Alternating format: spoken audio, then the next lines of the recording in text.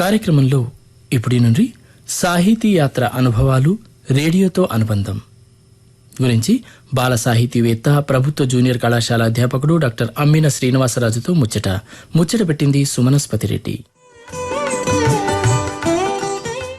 వృత్తిరీత్యా ప్రభుత్వ జూనియర్ కళాశాల అధ్యాపకుడైన డాక్టర్ అమ్మిన శ్రీనివాసరాజు విద్య, సాహిత్య, సాంస్కృతిక రంగాల్లో విశేషమైన పాత్రను పోషిస్తున్నారు. మారుమూల గ్రామీణ, అటవీ ప్రాంతాలు, ఆ ప్రాంతాల్లోని ప్రజలు, వారి సంస్కృతి సంప్రదాయాలే కథా వస్తువులుగా, పరిశోధనా సామాగ్రిగా అమ్మిన శ్రీనివాసరాజు సాహిత్య రచనల్లో చోటు చేసుకున్నాయి. రేడియో కార్యక్రమాల ద్వారా ప్రేరణ పొంది బాల సాహిత్యంలోని అనురక్తి ప్రదర్శించి పిల్లలకు నచ్చే కథలను సృజించి పలు సంపుటాలుగా వెలువరించి బాల సాహితీవేత్తగా పేరు పొందిండ్రు అమ్మిన శ్రీనివాసరాజు. ఇప్పుడు తన సాహిత్య యాత్ర అనుభవాలను గురించి ఈ ముచ్చట్లో పంచుకుంటారు. ఇందాం. వీరితో ముచ్చట పెట్టింది సుమనస్పతిరెడ్డి. ఇవాళ మనకు ప్రసార మాధ్యమాలు అనేకంగా లభిస్తున్నాయి. సోషల్ మీడియా కారణంగా, సెల్ ఫోన్ల కారణంగా, కంప్యూటర్లు, ఇంటర్నెట్ల కారణంగా. కానీ ఒకప్పుడు ఇన్ని ప్రసార మాధ్యమాలు కాకుండా శాటిలైట్ కేబుల్ ద్వారా దొరికే కొన్ని టెలివిజన్ ఛానళ్లు, అట్లాగే దూరదర్శన్, రేడియో ఇవి ఉండేవి. అంతకు ముందు కాలంలో కొంతకాలం కేవలం దూరదర్శన్ ప్రసారాలు, టెలివిజన్ అంటే, ఇంకా ప్రజా ప్రసార మాధ్యమం అంటే కేవలం రేడియో ఉండేది. అంతకు ముందు కాలంలో ఒక 40-50 ఏళ్ల క్రితం చాలా ప్రాంతాల్లో ప్రజా ప్రసార మాధ్యమం లేక ఎలక్ట్రానిక్ మాధ్యమం అంటే కేవలం రేడియో ఉండేది. దినపత్రికలు, ఇది కాకుండా రేడియో. ఇవే ప్రజలకు తెలిసిన ప్రచార సాధనాల నుండి, ప్రసార సాధనాల నుండి ప్రపంచం గురించి విషయాలు తెలుసుకోవడానికి దొరికే ఆధారాలుగా ఇవే ఉండేవి. అటువంటి వాతావరణాన్ని ఇవాళ ఊహించుకోవడం చాలా కష్టం. కానీ అటువంటి వాతావరణంలో పెరిగి రేడియో వల్ల ఎంతో స్ఫూర్తిని పొంది తెలుగు సాహిత్యంలోకి వచ్చి ఎన్నో రచనలు చేసి అధ్యాపకుడిలా కూడా, కాలేజీ లెక్చరర్గా కూడా ఉంటూ విశేష సేవలు అందిస్తూ వస్తున్న ఒకప్పటి తూర్పు గోదావరి జిల్లా, ఆ తర్వాత ఖమ్మం జిల్లా, ఇప్పుడు ములుగు జిల్లాలో వాజేడు మండలం, వాజేడు అనే ప్రాంతంలో పుట్టి పెరిగి అక్కడే ఉంటూ అధ్యాపన చేస్తూ ఒక జూనియర్ లెక్చరర్గా పనిచేస్తున్న, అట్లాగే రచయితగా, బాల సాహిత్య రచయితగా, సాహిత్య విషయాల గురించి అనేక సమీక్షలు చేసే రచయితగా, విద్యా విషయాల గురించి కూడా వ్యాఖ్యానం చేసే వ్యక్తిగా, ఆదివాసీ సంస్కృతి, ముఖ్యంగా తెలంగాణ, ఆంధ్ర ప్రాంతాల్లో ఉండే అనేక ఆదివాసీ సంస్కృతుల గురించి కూడా ఎన్నో వ్యాసాలు రాసిన రచయితగా పేరు సంపాదించుకున్నాం. డాక్టర్ అమ్మిన శ్రీనివాసరాజు గారు ఇవాళ రేడియో స్టేషన్లో ఉన్నారు. శ్రీనివాసరాజు గారు, నేను కొత్తగూడెంలో పనిచేస్తున్నప్పుడు రేడియో స్టేషన్లో అప్పుడు మీకు రేడియోతో మొట్టమొదటిసారి పరిచయం కలిగింది. నేనే మొట్టమొదటిసారి మీకు రేడియోలో ఇచ్చిన అవకాశం కారణంగా మీకు నా పట్ల చాలా అభిమానం ఉంది. ఇవన్నీ శ్రోతలకు కొంత నేపథ్యంలాగా తెలియాలి కాబట్టి చెప్తూ ఉన్నాను. చెప్పండి, అసలు వాజేడు ప్రాంతానికి మీరు ఎట్లా వచ్చారంటే మీ పూర్వీకులు అక్కడి వారు కాదు కదా, వాజేడు ప్రాంతంలో స్థిరపడటం ఎలా జరిగింది? మీరు పుట్టింది అక్కడేనా? నమస్కారం సార్. మీరు అన్నట్టుగా మా ప్రాంతం ప్రస్తుతం వాజేడు మండలం, పూర్వం తూర్పు గోదావరి జిల్లా, తర్వాత జిల్లాల విభజనలో భాగంగా ఖమ్మం జిల్లాలోకి వచ్చింది. ఆ తరువాత మళ్ళీ తెలంగాణ రాష్ట్రం ఏర్పడిన తర్వాత తెలంగాణలో జిల్లాల పునర్విభజనలో భాగంగా మొట్టమొదట జయశంకర్ భూపాలపల్లి జిల్లా, ఆ తర్వాత ములుగు జిల్లాలో ప్రస్తుతం వాజేడు మండలం. తెలియని వాళ్ళ కోసం చెప్పండి, అసలు ఈ వాజేడు మండలం ఎక్కడుంది, దాని చుట్టుపక్కల ఎటువంటి ప్రాంతాలు ఉన్నాయి? వాజేడు మండలం గోదావరి పరివాహక ప్రాంతంలో, ఒకవైపు గోదావరి, ఒకవైపు దట్టమైన అడవులు, హైదరాబాద్ నుంచి ఛత్తీస్గఢ్ వెళ్లేటువంటి ప్రాంతంలో, అటవీ ప్రాంతంలో ఉన్నటువంటి ఒక మారుమూల గిరిజన ప్రాంతం. ఎటువంటి సౌకర్యాలు కానీ, రవాణా వ్యవస్థ కానీ లేనటువంటి ఒక మారుమూల ప్రాంతం వాజేడు మండలం. ఇప్పుడు జాతీయ రహదారి ఉంది, రవాణా పరంగా ఉంది. కానీ ఇంకా కొన్ని విధాలైనటువంటి అభివృద్ధులు చేయాల్సినటువంటి అవసరం కూడా ఉంది. సరే, మీ చిన్నప్పుడు మీకు మరి స్కూలు పుస్తకాలు ఇవి కాకుండా ప్రపంచంతో సంబంధం ఉన్నట్టుగా తెలిపే ఏ సాధనాలు మీకు ఉండేవి? సార్, మాది ఒక గ్రామీణ ప్రాంతం. నేను బాల్య దశలో ఉన్నప్పుడు కరెంట్ అంటే మాకు తెలియదు. ఇంకా చెప్పాలంటే మాకు పాఠశాల కూడా లేదు. మా ఊర్లో పాఠశాల లేదు. రికార్డులో ఉండొచ్చు కానీ భౌగోళికంగా మాకు తెలియదు. ఎందుకంటే 1 నుంచి 5వ తరగతి వరకు కూడా మా నాన్నగారి దగ్గరే నేను విద్యాభ్యాసం చేయటం జరిగింది. ఆయన కూడా 5వ తరగతి చదువుకున్నారు. ఆయన నేర్చుకున్నటువంటి ఆ ఎక్కాలు, కూడికలు, తీసివేతలు, వాచిక పుస్తకాలను చూడకుండా చెప్పటం, అప్పగించటం, ఈ రకంగా నా ప్రాథమిక విద్య ముగిసింది. బడి వాతావరణం అంటే నాకు తెలియదు. ఈ సందర్భంలో కేవలం చదువే కాకుండా మిగతా పరిజ్ఞానం నేర్చుకోవడానికి మా నాన్నగారు రేడియో వినేవారు. రేడియో అంటే ముఖ్యంగా వార్తలు వచ్చాయి. వార్తలు ఆయన ఆసక్తిగా వినేవారు. ఆయనతో పాటుగా నేను వింటుండేవాడిని. దాంతో పాటుగా పాటలు రావడం, నాటికలు. మా నాన్నగారు కూడా ఆయన గ్రామీణ ప్రాంతపు కళాకారుడు. అంటే ఇది నాటకాలు ఎప్పటి విషయం చెప్తున్నారు మీరు? 1970ల విషయం. 70, 80, 90, మీరు పుట్టింది 1970లో. 71. అయితే నాకు సమాచారం అని అనుకోవడానికి లేదు, కేవలం వినోద సాధనంగా మా ఇంట్లో రేడియో ఉండేది. అయితే ఆ రేడియో ప్రసారాలు కూడా సవ్యంగా వచ్చేవి కావు, వినబడేది కాదు. వినేవి కావు. దానికోసం మేము చాలా ఇబ్బంది, ఎక్కడైతే బాగా వస్తుందో అక్కడ రేడియో పెట్టుకోవటం, ఆ రకంగా ఇవాళ చేస్తూ సిగ్నల్ ఉన్న చోటికి సెల్ ఫోన్ తీసుకుంది. అట్లా చేస్తూ వినేవాళ్ళం. ఆ రకంగా నాకు తెలియకుండానే రేడియో వినాలి అనేటువంటి ఒక ఆసక్తి ప్రారంభంలో కలిగింది. తర్వాత మళ్ళీ చదువుకోవాలన్నటువంటి ఆసక్తి పెరగటం. అంటే 5వ తరగతి అయిపోయిన తర్వాత 3 సంవత్సరాల పాటు నేను స్కూల్కి వెళ్లకుండా డ్రాప్ అవుట్ గా ఉన్నాను. ఎందుకంటే చదువుకునే అవకాశం లేదు. ఓహో. ఆ తర్వాత మళ్ళీ నాకు నేనుగా చదువుకుంటే బాగుంటుంది, రేడియోలో మాట్లాడొచ్చు అని అనిపించేది. ఎందుకంటే చదువుకున్న వాళ్ళు రేడియోలో మాట్లాడతారు కదా, రేడియో అంత ప్రేరకంగా ఆ పనిచేసింది. ప్రేరక. ఎందుకంటే నేను వింటూ ఉన్నప్పుడు నేను కూడా అట్లా మాట్లాడితే బాగుంటుంది, రేడియోలో నా పేరు కూడా వస్తే బాగుంటుంది అనేటువంటిది ఒక జరిగింది. ఎలా చేస్తే ఏమవుతుంది అనేది నాకు తెలియదు.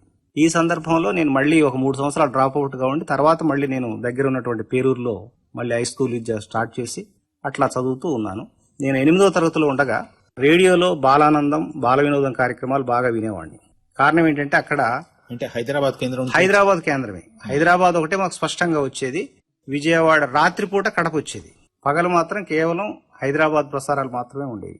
అక్కడ ప్రతి శనివారం, ఆదివారం మధ్యాహ్నం పూట ఈ బాలానందం, బాల వినోదం కార్యక్రమాలు ఎందుకు వినేవాడిని అంటే దాంట్లో ఈ చిన్న చిన్న గేయ నాటికలు వీటితో పాటుగా పిల్లలు రాసినటువంటి ఉత్తరాలు కూడా వాళ్ళు చదివేవాళ్ళు. అంటే ఉత్తరాలు రాయొచ్చు అనే ఉద్దేశంతో కలిగి నేను ఉత్తరం రాశాను. అప్పుడు సైన్స్ మామయ్య కబుర్లు అని ఉండేవి. అందులో కేవి గోపాలం గారు సైన్స్ మామయ్య, తర్వాత కంగారు మామయ్య అని గాది రామకృష్ణారావు గారు.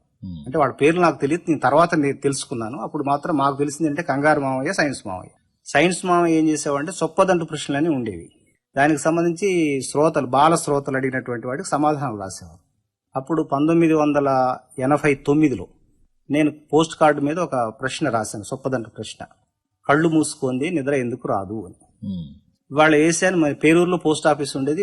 మేము ఒక ఉత్తరం వేస్తే అది వారం రోజులకి హైదరాబాద్ వెళ్లేది. నెక్స్ట్ వారం అవి ప్రసారం అనుకూలంగా ఉంటే వచ్చేవన్నమాట. అట్లాగే నేను వేసిన 2వ వారంలోనే నా పేరు ఫస్ట్ పేరూరు నుంచి అమ్మిన శ్రీనివాసరాజు ఒక ప్రశ్న అడుగుతున్నారు అని, కళ్ళు మూసుకుంది నిద్ర ఎందుకు రాదు అనే ప్రశ్న. అది ఆ రోజు నాకు చాలా ఆనందం వేసింది. అప్పటి నుంచి రేడియోకు ఉత్తరాలు రాయొచ్చు అనేటువంటి ఒక ప్రోత్సాహంతో కేవలం చొప్పదంటు ప్రశ్నలే కాకుండా తర్వాత నుంచి రేడియో ప్రసారాలు వినడం, వాటికి సంబంధించినటువంటి స్పందనలు రాస్తూ ఆ రకంగా నేను రేడియోకి ఉత్తరాల రచయితగా నా యొక్క ప్రస్థానం ప్రారంభించాను. కేవలం హైదరాబాదే కాకుండా మిగతా అంటే ఏదైతే స్పష్టంగా వస్తున్నాయో ఆ కేంద్రాలకు కూడా ఉత్తరాలు రాస్తూ నాకు అంటే నా పేరు కూడా రేడియోలో రావాలని భావన. ఏ కేంద్రాలకు రాసేవాళ్ళు మీరు? హైదరాబాద్ తో పాటుగా విజయవాడ, కడప, విశాఖపట్నం కూడా రాసేవాడు. అప్పుడు ఉన్నటువంటి పెద్ద కేంద్రాలు అవే తెలుసు నాకు. ఇట్లా మీ చదువు, మీ స్కూల్లో చేరడం, తర్వాత జూనియర్ కాలేజీలో చేరడం, డిగ్రీలో చేరడం, ఇవన్నీ చేస్తూ రేడియోతో కూడా మీ అనుబంధాన్ని క్రమంగా పెంచుకున్నాను. ఎట్లా జరిగిందో చెప్పండి. రేడియోకి ఉత్తరాల రచయితగానే, అంటే ఉత్తరాల రచయిత అనకూడదు, రచయిత అనరు కానీ అనేవారు కొందరు, ఉత్తరాల రచయిత అనేవాళ్ళు. రేడియోతో పాటుగా పత్రికలు కూడా రాస్తుండేవాడిని. ఇప్పుడు డిగ్రీకి వెళ్ళిన తర్వాత 10th దాకేమో రేడియో, 10th నుంచి డిగ్రీకి వెళ్ళిన తర్వాత ఇంటర్లో రాసుకునేవాడిని కానీ అది కూడా ఒక స్తబ్దమైనటువంటి సమయం. డిగ్రీకి వెళ్ళిన కాడి నుంచి నాకు ఈ రేడియో కానీ ఇంకో ఏదైనా పత్రికలు కానీ రాయటం అనేది ఒక వేవ్ వచ్చింది. ఎందుకంటే భద్రాచలం వెళ్ళాము, అనేక విషయాల మీద మీ స్పందనలు రాస్తున్నాం. అంటే ఒక మారుమూల ప్రాంతం పేరూరు, చర్లలో ఉన్నప్పుడు నాకు పరిధి దొరికేది కాదు, అక్కడ చెప్పేవాళ్ళు ఎవరు లేరు. ఎప్పుడైతే భద్రాచలం డిగ్రీలో చేరానో అప్పటి నుంచి నా యొక్క వ్యాపకానికి అక్కడ ఎక్కువ దారులు దొరికాయి. అక్కడ ఉన్నటువంటి మిత్రులు సలహాలు ఇవ్వటం, సూచనలు, దాంతో చేస్తుండేవాడిని. ఫస్ట్ లో రేడియోలో పేరు రావాలనుకున్నటువంటి వ్యక్తిని పేరు వచ్చిన తర్వాత రేడియోలో మాట్లాడితే ఎలా ఉంటుంది, రేడియోలో కూడా మాట్లాడాలంటే ఏం చేయాలి, ప్రసంగం ఎలా రాసుకోవాలి, ఈ విషయాన్ని కూడా అడిగితే ఒక మిత్రుడు సలహా ఇవ్వటం.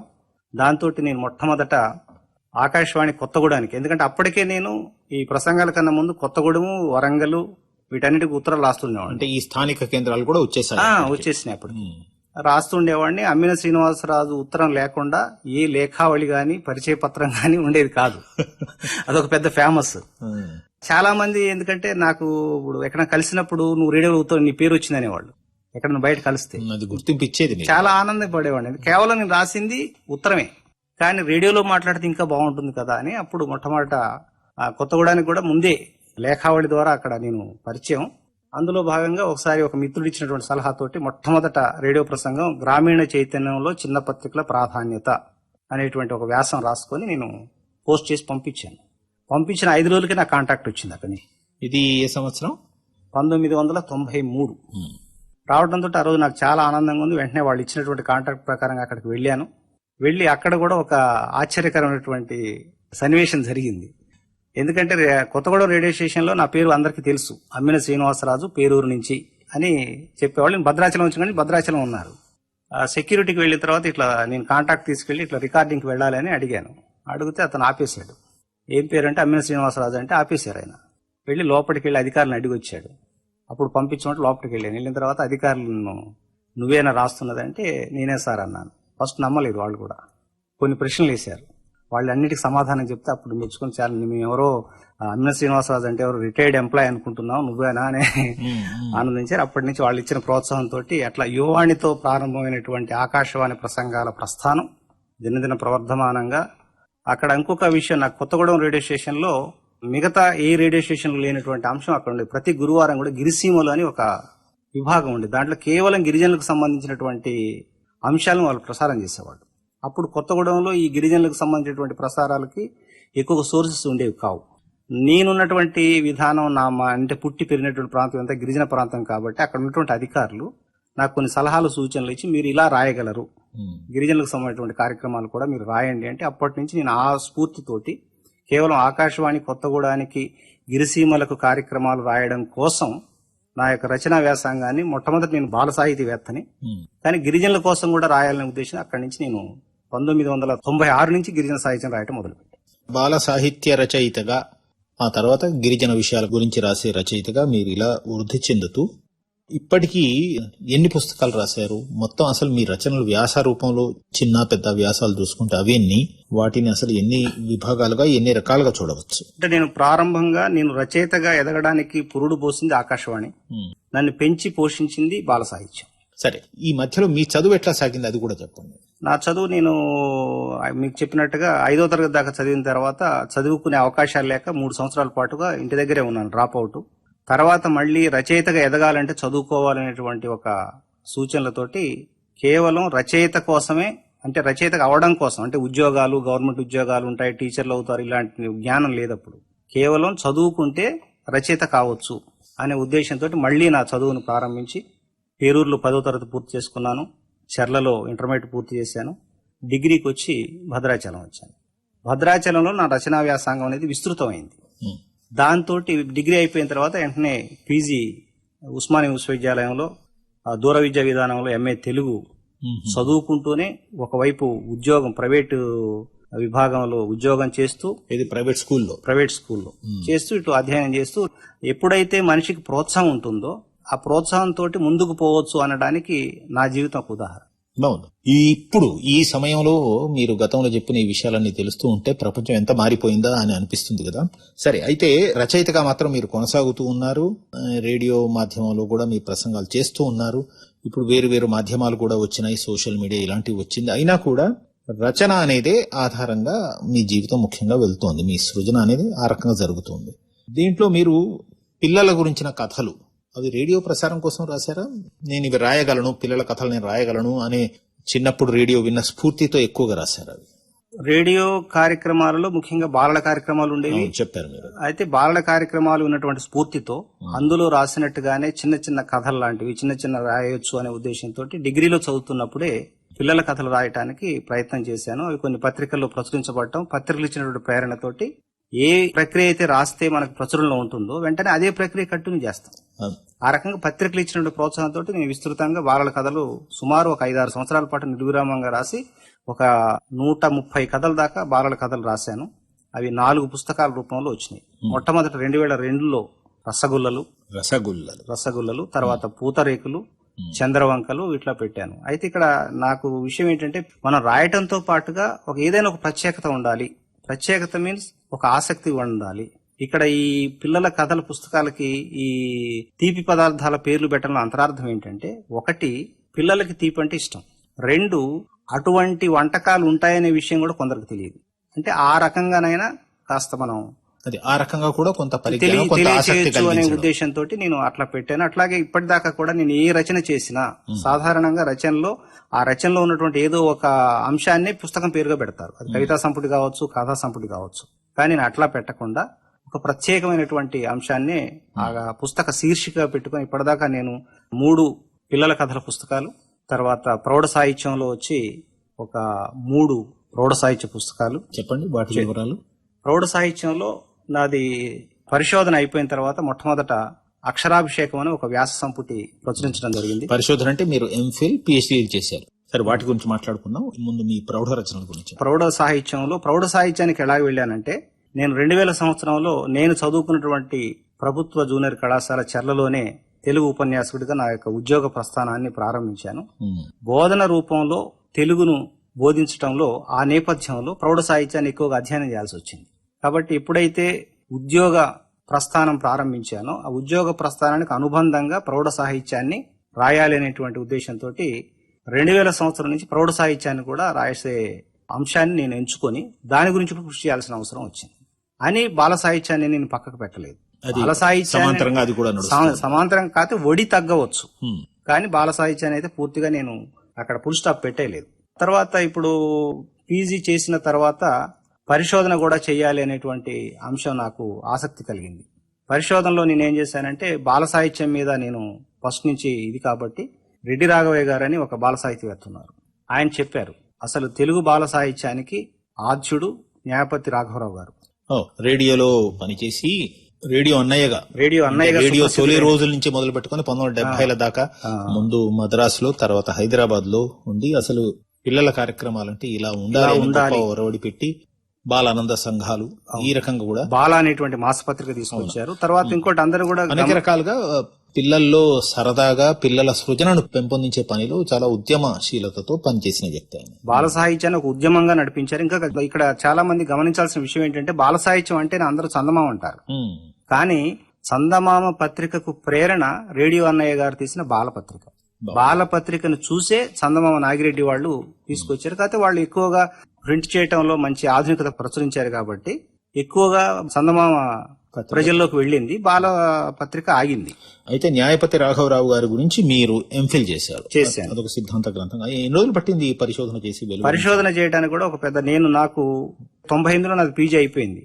అయిపోయిన తర్వాత నుంచి 99లో పీజీ అయిపోయిన తర్వాత నుంచి కూడా నా దృష్టి పిహెచ్డి చేయాలి అనేటువంటి అంశంతో ఈ అంశం ఎన్నుకొని నేను చాలా యూనివర్సిటీలకు వెళ్ళాను. రేడియో అన్నయ్య గారి సాహిత్యం మీద నేను పిహెచ్డి చేస్తానంటే అక్కడ ఉన్నటువంటి ఆచార్యులు ఎవరు రేడియో అన్నయ్య అని అడిగారు. చాలా మంది ఏమన్నారంటే, ఈ బాల సాహిత్యం మీద చేయాల్సిన అవసరమే లేదు పరిశోధన అని. అట్లాగా సుమారు నేను 8 సంవత్సరాల పాటు పరిశోధనకు దూరం అయ్యాను. వాళ్ళు ఏమనేవాళ్ళు అంటే, వాళ్ళు ఏదో టాపిక్ చెప్పేవాళ్ళు, ఈ టాపిక్ మీద చేయమనేవాళ్ళు. నేను రేడియో అన్నయ్య గారి మీదే చేస్తాను అని 2000 నుంచి 2007 దాకా. అయితే మీరు రేడియో అన్నయ్య గారు రేడియోలో పనిచేసిన కాలంలో మీరు లేరు అసలు? లేదు. కానీ ఆయన ఖ్యాతి, ఆయన గొప్పతనం విని అది ప్రేరణ కలిగింది. తర్వాత అతను లేకపోయినా సరే రేడియోలో బాలానందంలో పునఃప్రసారాలుగా ఆయన చేసినటువంటి గేయ నాటికలు, గేయాలు, బూర్లె మూకుడు, శ్రావణ భాద్రపదాలు వస్తూ ఉండేవి. అవి చాలా బాగుండేవి. అది నాకు ఆయన అంటే తెలియకుండానే అభిమానం అన్నమాట. కాబట్టి ఆయన గురించి చేయాలని కూర్చొని చిట్ట చివరికి నాగార్జున విశ్వవిద్యాలయంలో తేళ్ల సత్యవతి గారు, నేను తీసుకెళ్లి నా కృషి చూపించాను, ఇక బాల సాహిత్యం నేను పుస్తకాలు రాశాను ఇది. అప్పుడు ఆవిడకి రేడియో అన్నయ్య గారు అంటే ఇష్టం అట. దాంతో ఆవిడ నాకు అవకాశం ఇచ్చారు. ఆ రకంగా నేను మొత్తానికి చాలా కష్టపడాలి. 7 సంవత్సరాల నిరీక్షణతో చేశాను. అయితే ఇంత చేసినా చివరికి మళ్ళీ ఏమైందంటే అది ఎంఫిల్ కే వచ్చింది, పిహెచ్డికి పరిధి సరిపోవటం లేదు. కారణం ఏంటంటే, రేడియో అన్నయ్య గారి కృషి మొత్తం కూడా ఆకాశవాణిలో వాయిస్ రూపంలోనే వెళ్ళింది తప్ప ఎక్కడా కూడా ఆథెంటిక్ పుస్తకాల రూపంలో లేదు. దాంతో నాకు పరిశోధనలో కూడా అక్కడ మళ్ళీ ఇంకో ఆటంకం వచ్చింది. అయినా సరే వదలకుండా ఎంఫిల్ అన్నా చేశాను. డాక్టరేట్ అనుకోవడం నాకు అవసరం లేదు. అన్నయ్య గారి మీద మొట్టమొదటి పరిశోధన చేసినటువంటి వ్యక్తి నేనే. అట్లా చేశాను. ఆ తర్వాత మళ్ళీ దాని కంటిన్యూషన్ గా అవకాశం వచ్చింది, పిహెచ్డి చేశాను. ఒక్క 2 వాక్యాల్లో చెప్పండి. అసలు న్యాయపతి రాఘవరావు గారి మీద, రేడియో అన్నయ్యగా ప్రఖ్యాతి పొందిన ఆ వ్యక్తి మీద ఈ పరిశోధన చేయటం ద్వారా అసలు మీకు ఏమిటి అవగతమైంది? ఆయన గురించి ప్రత్యేకంగా చెప్పుకోవాల్సిన విషయం ఇది, ఆయన ప్రభావం ఈ స్థాయిలో జరిగింది అని క్లుప్తంగా 3-4 వాక్యాలు చెప్తే ఎలా చెప్తాం? ఫస్ట్ నేను ఎంఫిల్ లో నేను ఆవిష్కరించిన కొత్త విషయం ఏంటంటే, మనకు న్యాయపతి, న్యాపతి అని 2 పేర్లు ఉన్నాయి. న్యాపతి సుబ్బారావు, న్యాయపతి రాఘవరావు. ఈ అంశం గురించి నేను ఫస్ట్ వాళ్ళ మేనల్లుడు గాది రామకృష్ణారావు గారు ఉన్నారు, వాళ్ళ చెల్లెలు కొడుకు, రేడియోలో కంగారు మామయ్య అని ఆయన ఒక ప్రత్యేక కార్యక్రమం చేస్తూ ఉండేవాడు. వాళ్ళది ఒరిస్సా. ఆయన ప్రత్యక్షంగా నేను సంప్రదించి న్యాయపతికి న్యాపతికి తేడా, వీళ్ళు తప్పనిసరిగా న్యాయపతి, న్యాపతి కాదు. ఈ అంశాన్ని న్యాయపతి రాఘవరావు, న్యాయపతి కామేశ్వరరావు, ఆయన వాళ్ళిద్దరూ భార్యాభర్తలు. అవును, ఆవిడ స్త్రీల కార్యక్రమాలను, మహిళా కార్యక్రమాలు కూడా చేసింది. బాల పత్రికలు నడపడంలో ఇద్దరిది కూడా విశేషమైన కృషి ఉంది. అవును, వాళ్ళిద్దరిని కలిపి చెప్పుకోవడం జరిగింది. అయితే నేను ఎంఫిల్ చేయడం నాకు సంతృప్తికరంగా ఏంటంటే, ఫస్ట్ ఇంటి పేరులో ఉన్నటువంటి సందిగ్ధను క్లియర్ చేశాను. 2, ఆయన చేసినటువంటి రేడియోలో ప్రసారం చేసినటువంటి సంగీత రూపకాలు అయితేనేమి, తర్వాత నవలలు, ఆయన 2 నవలలు రాశాడు, సముద్ర దొంగ ఇటువంటివన్నీ కూడా మరుగున పడినటువంటి ఆయన రచనలన్నీ కూడా ఒక పుస్తక రూపంలో తీసుకొచ్చి నేటి కాలానికి అందించేటువంటి తృప్తి నాకుంది. అంటే డాక్టరేట్ రాకపోయినా సరే, అంటే మీ పరిశోధన గ్రంథం కాకుండా ఆ పుస్తకాలు కూడా వెలువరించాను. మీ దీర్ఘ సిద్ధాంత గ్రంథం అంటున్నారు మీరు, పిహెచ్డికి డాక్టర్ మంతెన అని ఆయన తీసుకున్నారు. ఎవరు ఈ మంతెన గారు? ఈ దృశ్య శ్రవ్య రూపకానుశీలనం అని పెట్టారు. పేరు పెట్టింది మా అంటే పిహెచ్డికి మార్గనిర్దేశంగా ఉన్నటువంటి ప్రముఖ రచయిత డాక్టర్ గుమ్మా సాంబశివరావు గారు. ఆయన టైటిల్ పెట్టారు. ఆయన మంతెన సూర్యనారాయణ అని అతను ఒక తెలుగు ప్రొఫెసర్ గా చేసి రిటైర్డ్ అయ్యారు. ఆయన నాటకాలు రాశారు, 2 విధాలైనటువంటి నాటకాలు రాశారు. దృశ్య శ్రవ్య అంటే ఆకాశవాణి కోసం రాసినటువంటి నాటకాలు ఉన్నాయి, రంగస్థలం కోసం రాసిన ఉన్నాయి. ఇవి 2 తీసుకుని నేను 2 రకాల నాటకాలను తీసుకుని నేను పరిశోధన చేసి దృశ్య శ్రవ్య రూపకానుశీలన అని దాని మీద చేశాను. మీ పరిశోధన గ్రంథాల గురించి మాట్లాడుకున్నాం, మీరు పిల్లల కోసం రాసిన బాల సాహిత్యం గురించి మాట్లాడుకున్నాం, ఇతర విషయాల మీద, అనేక సాహిత్య విషయాల మీద, ప్రౌఢ సాహిత్యం అని చెప్పుకోదగిన మీ రచనలన్నింటి గురించి కూడా మాట్లాడుకున్నాం. మరి ఈ మధ్య కాలంలో మీరు అదే పద్ధతిలో కొనసాగుతున్నారా, లేక మీ రచనలు ఇంకా వేరే దిశల్లోకి వెళ్తున్నాయా? ఇప్పుడేం చేస్తున్నారు రచయితగా? ప్రస్తుతం నా యొక్క లక్ష్యం ఏంటంటే, అది బాల సాహిత్యం కావచ్చు, ప్రౌఢ సాహిత్యం కావచ్చు, రచనల యొక్క నిడివి పెరగాలి. కొందరు మాత్రమే రాయటం కాదు, అందరూ రాయాలి. అవి కూడా ప్రామాణికమైనటువంటి రచనలు రావాలి అనేటువంటిదే నా లక్ష్యంతో. ముఖ్యంగా నేను ప్రారంభంలో రాసేటప్పుడు నాకు సరైనటువంటి సూచనలు, సలహాలు ఉండేవి కాదు. ఎలా రాయాలో తెలిసేది కాదు. దాన్ని దృష్టిలో పెట్టుకుని ఇప్పుడు నేను ఉపన్యాసకుడిగా పనిచేస్తున్న సందర్భంలో నేనేదైతే నా బాల్యంలో నేను విద్యార్థిగా ఉన్నప్పుడు అనుభవించానో అవి నా పిల్లలకు, నా విద్యార్థులకు ఉండకూడదనే ఉద్దేశంతో నాకు ఎక్కడ అవకాశం దొరికినా, తరగతి గదిలో కావచ్చు, వేరే సందర్భంలో కావచ్చు, పిల్లల్లో ఏ మాత్రం కొంచెం వాళ్లలో సాహిత్య వాసనలు ఉన్నాయి అంటే వాళ్లతోటి కవిత్వమో ఏదో ఒకటి రాయించాలనే ఉద్దేశంతో నేను సుమారు 53 మంది పిల్లల చేత ఇప్పటికీ వాళ్ళని ఒక కవులుగా, రచయితలుగా నా పరిధిలో తీర్చిదిద్దటం, ఇది కూడా నాకు చాలా సంతృప్తికరంగా ఉంది. కేవలం నేను రాయటమే కాదు, నా విద్యార్థులు కూడా వాళ్ళు రచయితలుగా ఉన్నారు. అట్లాగే రేడియో ప్రసంగాలు కూడా వాళ్లతో ఇప్పించాలి. తర్వాత ఇక్కడ ఇంకొకటి, రేడియో ప్రసంగాలు అనగానే చాలా మంది రచయితల్లో ఒక అపవాదుని కాదు గాని ఒక మూఢనమ్మకం అనుకోవాలి ఉంది. ఏమిటంటే, శ్రోతలతో పాటుగా కళాకారులకు అందరికీ కూడా మనకు భారతదేశంలో ఉన్నటువంటి ప్రసార మాధ్యమాల్లో ఆకాశవాణి ఒక అమ్మ లాంటిది. దాంట్లో ప్రసంగించటం గాని, దాంట్లో పాల్గొనేటువంటి హక్కు ప్రతి భారతీయుడికి ఉంది, రచయితలు. కానీ ఇప్పుడున్నటువంటి రచయితలు ఆకాశవాణి వాళ్ళు మమ్మల్ని పిలవడం లేదు, ఒకప్పుడు పిలిచేవాళ్ళు, ఇప్పుడు పిలవడం లేదు కాబట్టి మేము వెళ్ళడం లేదు అని అంటున్నారు. కానీ దయచేసి రచయితలు అందరూ గమనించాలి, ఆకాశవాణి వాళ్ళు పిలిచినా పిలవకపోయినా మనకున్నటువంటి ఒక పరిధి 2 నెలల్లో 3 నెలల్లో ఉంటుంది. ఆ పరిధి అయిపోయిన తర్వాత మనంతటా మనమే మన రచనను తీసుకుని వెళ్లి అధికారులకు చూపించి మనం మన ప్రసారాలని అందించాల్సిన బాధ్యత ప్రతి రచయిత మీద ఉందనేది నా అభిప్రాయం. ఎందుకంటే ఇది ప్రజల డబ్బుతో, ప్రజల కోసం ఉన్నటువంటి ప్రజా ప్రసార మాధ్యమం. ఈ విషయాన్ని అందరూ గమనించాలి, దీన్ని బాగా వినియోగించుకోవాలి, ఇది బాగా నడిచేలా చూడాలి. ఎందుకంటే ఇప్పుడు ఏ పత్రికలో కన్నా ప్రసార మాధ్యమాలు అంటే చాలా మందికి రేడియో అనగానే రేడియో ఎవరు వింటారు, రేడియో ఇప్పుడు ఇంకా వింటున్నారా అనేటువంటి ఇదిలో ఉన్నారు రచయితలు. ఇది అసలు సరైనటువంటి ఆలోచనే కాదు. ఎందుకంటే పత్రికల కన్నా కూడా రేడియో ప్రసార మాధ్యమానికి ఎక్కువ మంది శ్రోతలు ఉన్నారు. ఇంకొకటి ఏంటంటే రేడియోకి ఒక నమ్మకం ఉంది. పత్రికలో వచ్చినటువంటి దానికన్నా రేడియోలో వచ్చిందే ప్రామాణికము అనేటువంటి ఉంది. కాబట్టి ప్రస్తుతం ఉన్నటువంటి పరిశోధక విద్యార్థులు కావచ్చు, రచయితలు కావచ్చు, వాళ్ళ రచనా విధానాన్ని తప్పనిసరిగా ఆకాశవాణి వారి వారి స్థానిక ప్రాంతాల్లో ఉన్నటువంటి స్థానిక కేంద్రాల్లో వారి వారి రచనలను విధిగా అదొక బాధ్యతగా ఇవ్వాల్సినటువంటి అవసరం ఉందని నా అభిప్రాయం. చాలా మంచి విషయం చెప్పారు, మంచి అభిప్రాయం కూడా తెలియజేశారు. ఇవాళ ఆకాశవాణిలో ప్రసారమైన కార్యక్రమాలు ఒక్కసారి ప్రసారమయ్యి లేక మళ్ళీ పునఃప్రసారం ఎప్పుడు అవ్వడమే కాకుండా వాటిని యూట్యూబ్ వంటి సోషల్ మీడియా మాధ్యమాలు పెట్టడం వల్ల అవి ఎప్పుడైనా వినగలిగే అవకాశం ఉంటోంది. వాటికి ఒక రకమైన శాశ్వతత్వం, ఒక రకమైన లభ్యత అనేది అపారంగా పెరిగింది.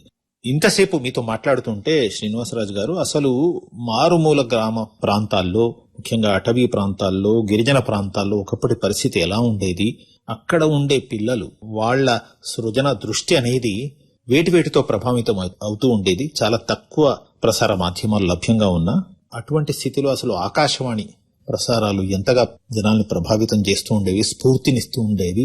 ప్రపంచానికి ఒక కిటికీ, తలుపులు తెరిచి చూపించే మాధ్యమంగా ఆకాశవాణి ఎంతటి లోతైన ప్రభావాన్ని చూపింది అన్నది అసలు మీ జీవన గమనం చూస్తూ ఉంటేనే ఒక ఉదాహరణగా దీన్ని తెలుసుకోవచ్చు. ఇది ఇట్లా అందరి మీద, లక్షలాది ప్రజల మీద, కోట్లాది ప్రజల మీద ప్రభావం చూపిన మాధ్యమం. మరీ పాతకాలం కూడా కాదు, 40-50 సంవత్సరాల క్రితం వరకు కూడా ఇదే పరిస్థితి ఉండేది. అక్కడి నుంచి మొదలుకొని మీరు ఇలా ఒక సాహిత్యకారుడిగా, అధ్యాపకుడిగా, తెలుగు భాష సేవకుడిగా, గిరిజన ఆదివాసీ సంస్కృతుల గురించి కూడా ప్రపంచానికి తెలియజేసే పనిగా సమీక్షలు చేస్తూ, రచనలు చేస్తూ అనేక కోణాల్లో మీరు పని చేయగలిగారు. మళ్ళీ రేడియోలోనే ఈ విషయాలన్నీ మీతో మాట్లాడుకోవడం ఒక విహంగ వీక్షణం లాగా, సమాజంలో ఒకప్పటి పెరుగుదల ఎలా ఉండేది చిన్నతనం నుంచి పెద్ద అయ్యేదాకా, ఆ ఒకప్పటి వాతావరణం మీ ఉదాహరణ ద్వారా అందరూ తెలుసుకోవడానికి వీలైంది. ఈ కార్యక్రమాన్ని, మీతో పెట్టిన ఈ ముచ్చటని విన్న శ్రోతలందరూ ఈ విషయాన్ని గమనించి ఆసక్తిగా దాన్ని తెలుసుకోగలుగుతారు అనిపిస్తోంది. చాలా ధన్యవాదాలు మీరు వచ్చి మనసు విప్పి మాట్లాడినందుకు. ధన్యవాదాలు సార్. ఇప్పటిదాకా మీరు సాహిత్య యాత్ర అనుభవాలు, రేడియోతో అనుబంధం గురించి బాల సాహితీవేత్త, ప్రభుత్వ జూనియర్ కళాశాల అధ్యాపకుడు డాక్టర్ అమ్మిన శ్రీనివాసరాజుతో ముచ్చటిన్నారు. ఈ ముచ్చట పెట్టింది సుమనస్పతి రెడ్డి.